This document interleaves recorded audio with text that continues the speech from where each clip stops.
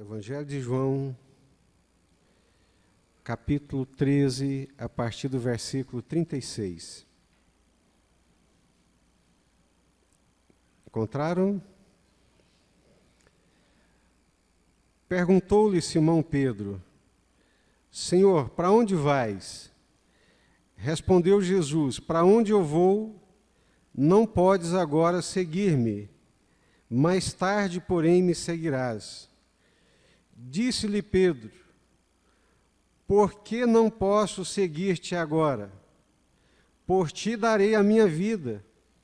Respondeu Jesus: Darás a tua vida por mim? Em verdade te digo, não cantará o galo até que me tenhas negado 3 vezes. Eu não sei vocês, mas todas as vezes que eu leio esse texto, é como se eu sentisse um soco na boca do estômago. Porque poucas passagens na Bíblia revelam tanto a questão do triunfalismo humano. Poucas passagens na Bíblia refletem com tanta clareza esse anseio humano que muitas vezes nós temos de impactar Deus, de causar uma boa impressão em Deus. Para onde é que o Senhor vai? Por que eu não posso ir agora? Não, Pedro, calma, você não vai agora, não é? Por que eu não posso ir? Para o Senhor, eu estou disposto a dar a minha própria vida. Estava ouvindo, alguns anos atrás, um pregador, ele dizendo que Jesus não se impressiona com as nossas bravatas. Jesus não se impressiona com esse nosso desejo de impressioná-lo. Agora eu queria que vocês lessem comigo, ainda João, capítulo 18.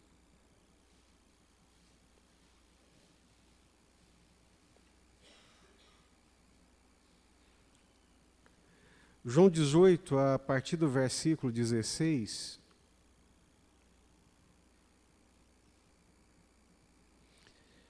Capítulo 18, a partir do versículo 16. Enquanto Pedro ficava da parte de fora à porta, saiu então outro discípulo que era conhecido do sumo sacerdote, falou à porteira e levou Pedro para dentro. Então a porteira perguntou a Pedro: Não és tu também um dos discípulos deste homem? Respondeu ele: Não sou.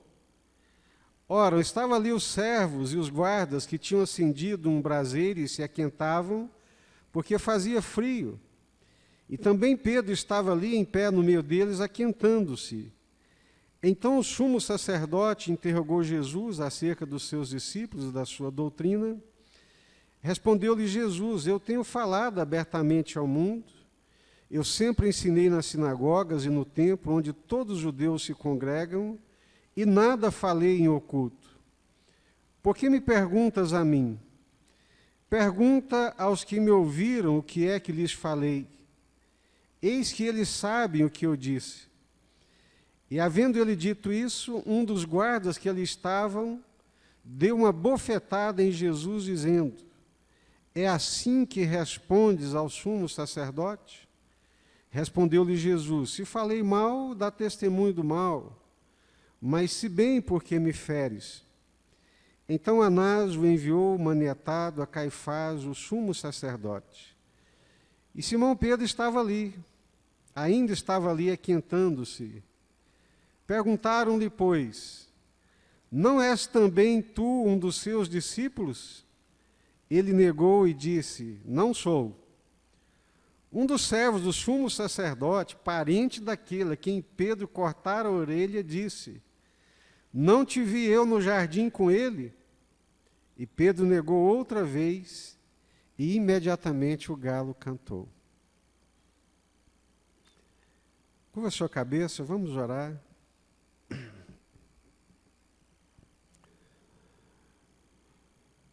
Senhor, nós nos prostramos diante da Tua presença e reconhecemos que dependemos do Senhor. Que sem o Senhor nós nada somos e nada podemos fazer. Que o melhor dos nossos esforços não passam de bravatas diante do Senhor.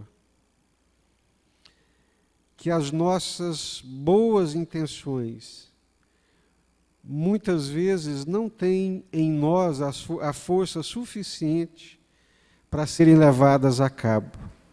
Por isso que nós precisamos do Senhor, por isso que nós dependemos do Senhor e da Tua graça. Fala conosco nessa noite. É o que nós te pedimos e clamamos em nome do Senhor Jesus. A palavra de Deus diz que Deus resiste aos soberbos, mas dá graça aos humildes. Deus resiste ao soberbo, mas dispensa graça e favor aos humildes.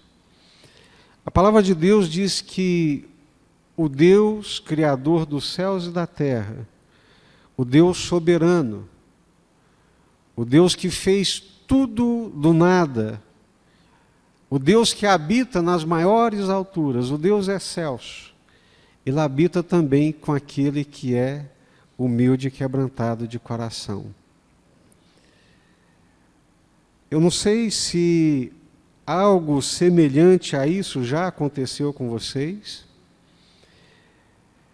mas é muito comum acontecer conosco nos nossos momentos, nos bons momentos, até mesmo nos bons momentos espirituais que nós estamos vivendo, não medimos bem a distância da jornada, não calculamos bem o tamanho da torre, não calculamos bem a quantidade de recursos que possuímos e asseveramos e falamos coisas como se tivesse em nós o poder para levá-las a cabo.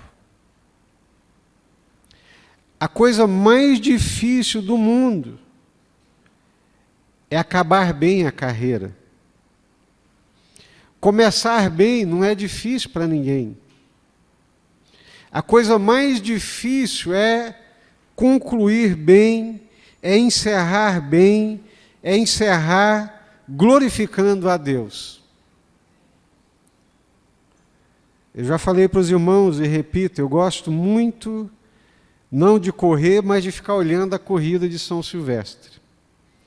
Na verdade, eu não entendo muito como que é que as pessoas podem gostar de correr correndo atrás de nada, né? Eu só de olhar já me cansa. Mas o que eu acho interessante é que a corrida começa com mais de 100 mil pessoas.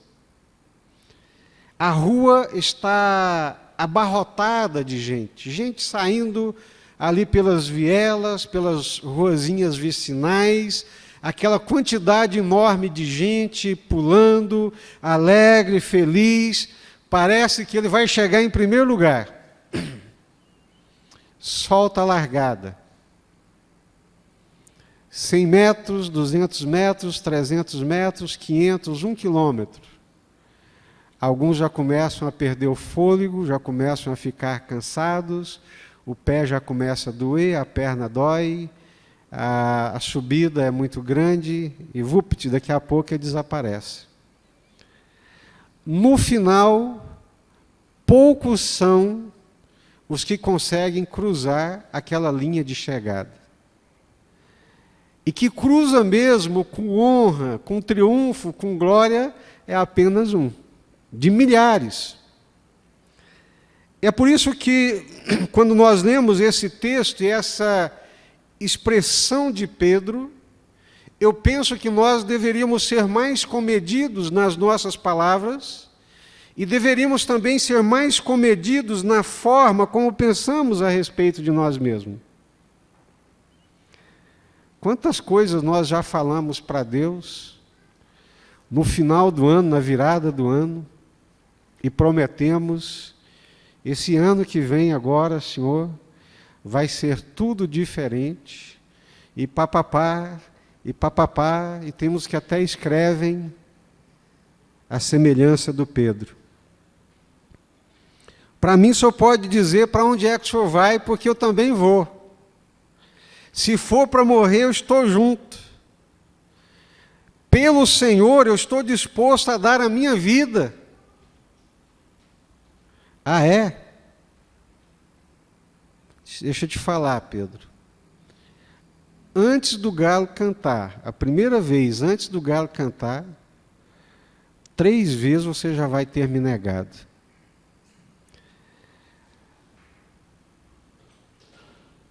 Deus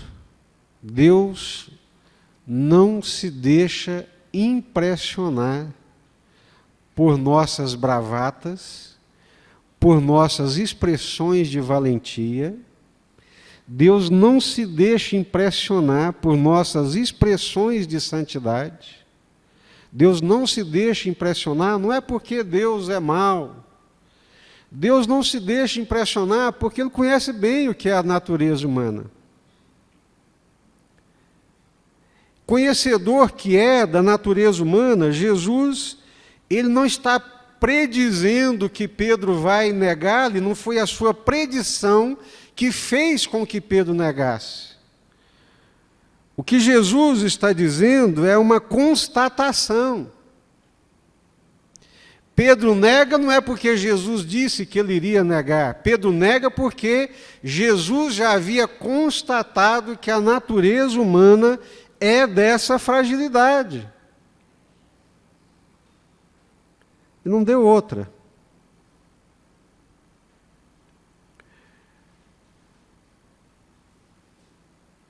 Acontece ali, entram para dentro da casa do sumo sacerdote, Pedro fica do lado de fora. De repente o discípulo, que provavelmente é João, que conhecia o sacerdote, tinha trânsito ali, ajeita, conversa com um, com outro e joga Pedro para o lado de dentro. E quando Pedro vai passando, a porteira dá uma mirada nele, né, como diz o espanhol, e fala: você é um deles. Você também é discípulo desse homem. Qual foi a resposta de Pedro? De jeito nenhum, não sou. Há poucas horas antes, 2, 3 horas, 4 horas no máximo, ele havia dito que daria a vida dele por Jesus. Aí está ali aquentando o fogo, e do nada encaram-no e dizem: você é um deles. Não, de jeito nenhum, não sou. Por fim, chega um parente do servo do sumo sacerdote,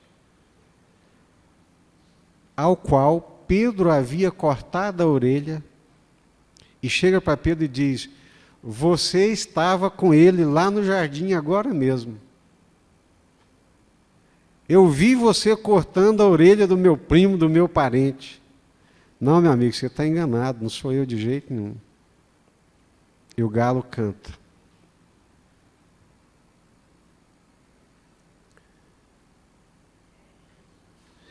Jesus gasta 3 anos da sua vida com esses homens.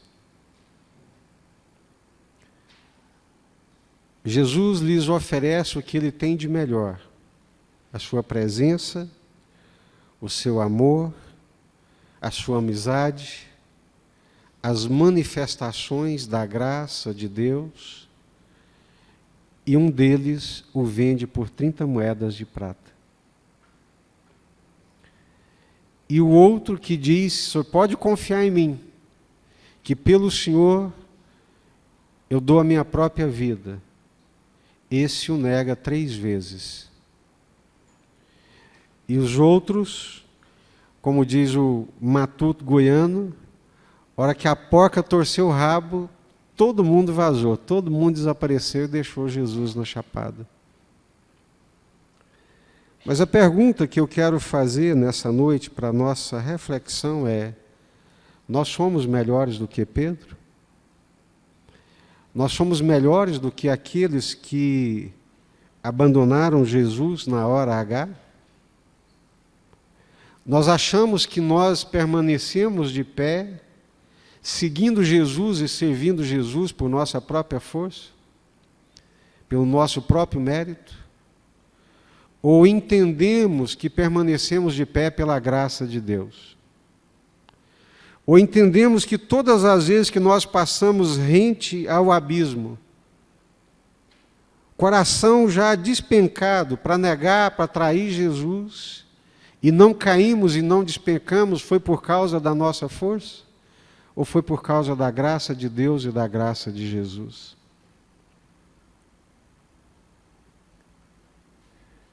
Enquanto nós não compreendermos assim, existencialmente, intelectualmente, mas também existencialmente, de todo o nosso coração, o que me mantém de pé é a força do Senhor. O que me mantém de pé é a graça do Senhor. O que me sustenta todos os dias da minha vida é a graça de Deus. Se eu não tiver esse entendimento da dependência da graça de Deus, da dependência do favor de Deus, eu daqui a pouco vou estar contando bravatas. Daqui a pouco eu vou estar contando coisas que, ao invés de glorificar a Deus, exalta a minha coragem e a minha espiritualidade. Mas que no fundo não passa de bravatas, porque no dia que a coisa apertar para o meu lado, em pouca forma de tentação, eu corro um risco muito grande de esfacelar e de cair. Quando nós lemos os 4 evangelhos, Lucas diz que quando Pedro nega Jesus pela última vez, Jesus o fita face a face, olha nos olhos.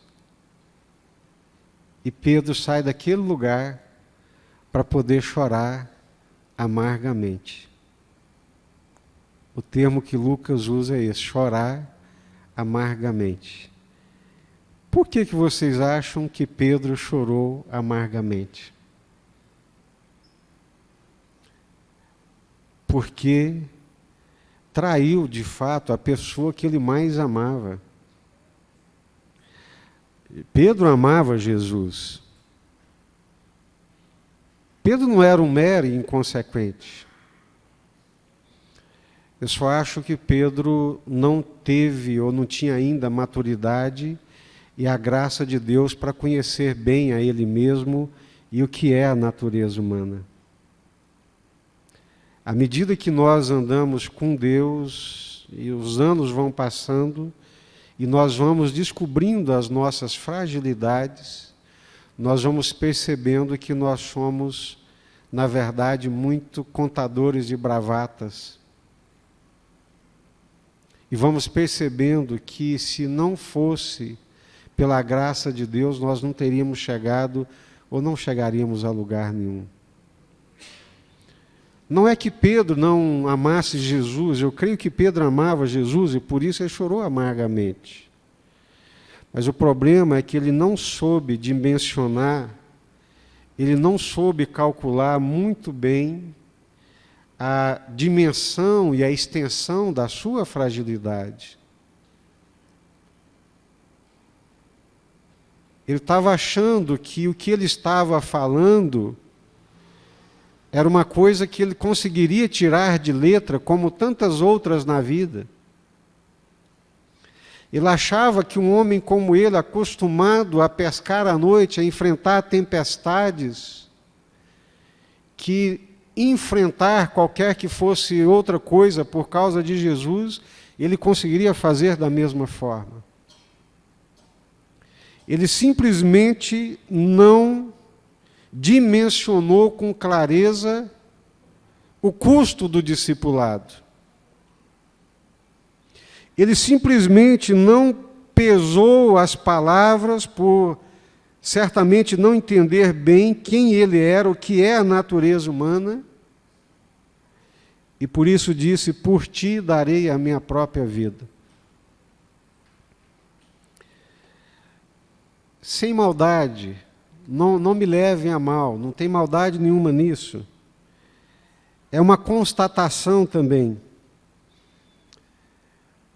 Mas às vezes, ao longo desses anos no seminário, a gente vê muitas pessoas que vêm para o seminário, moças, rapazes, e vêm com um propósito: não, eu vou dar minha vida para Jesus, eu vou servir Jesus, e eu quero seguir Jesus, até que arruma um namorado ou uma namorada, aí aquela paixão, aquele ardor, aquela disposição, ela vai se arrefecendo e vai ficando de lado.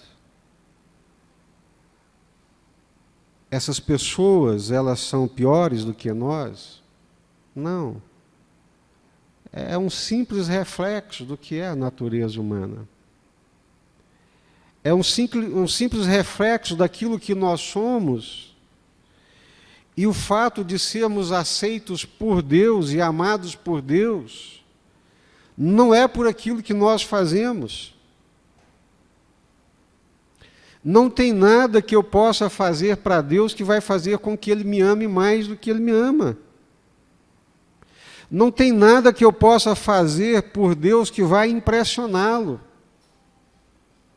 Ah, peraí, pastor, mas que loucura é essa? Então o que é que eu tenho que fazer? Lembra do que eu disse no início? Deus rejeita os soberbos, mas derrama graça aos humildes.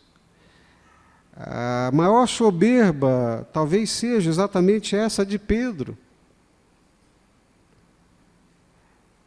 É não reconhecer as suas limitações.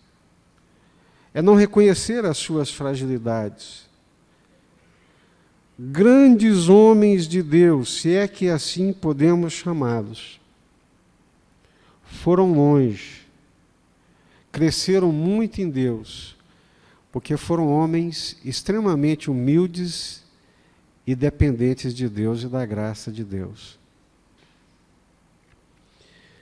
É um José que não encara o pecado, mas foge dele. É um Moisés que vai para o deserto e ali se mete durante 80 anos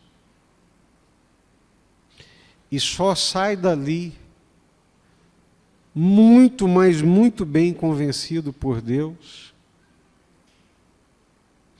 muito mais extremamente dependente de Deus. E aí nós vamos olhando e vamos aprendendo. Para onde eu vou, vocês não podem ir agora. Mas por que é que não podemos ir, Senhor? Se esses não forem, eu irei, porque por ti eu darei a minha própria vida. Eu fico pensando nos outros, né? Todo mundo de boquinha fechada, morrendo de medo, e o Pedrão, né, forte, bom, corajoso. Que nada, Senhor, por ti eu dou minha própria vida. Poucas horas depois, irmãos, passaram pelo Getsêmani, chegaram na casa do sumo sacerdote. Em 3 confrontações, ele negou Jesus.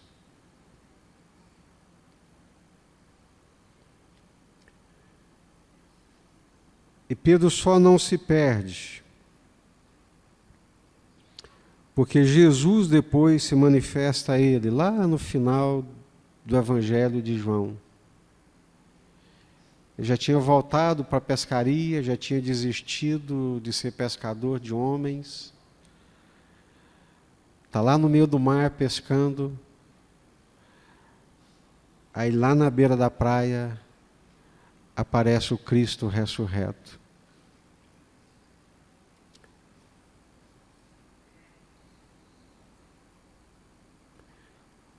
O cristianismo, a fé cristã, a igreja, depende do Senhor Jesus Cristo. Pedro vai pescar e leva com ele mais 6, num total de 7 discípulos. Há um esvaziamento do colegiado apostólico. Voltam à velha vida. Ali está em risco os destinos do cristianismo, porque Jesus tinha apostado as suas fichas naqueles homens. Mas no raiar do dia, no amanhecer do dia, o Senhor do cristianismo, o Senhor da igreja, aquele que escreve a história do seu povo na face da terra, depois de morto, aparece ressurreto lá na beira da praia. O que você está fazendo aqui, Pedro? O que você está fazendo aqui? Aqui não é o seu lugar.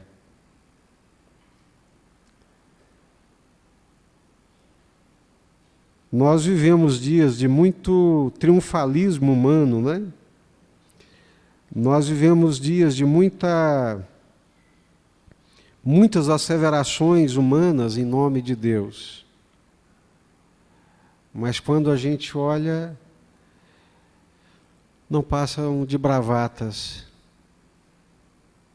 E o principal fato é que as regiões menos alcançadas do planeta ainda continuam menos alcançadas desde quando começou a se falar na janela 10x40.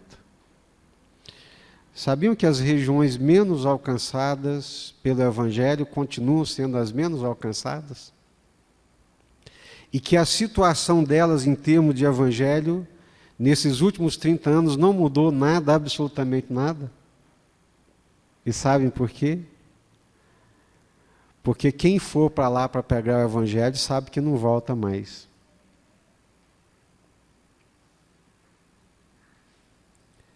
Darei a minha vida por ti, Jesus. Ah, é?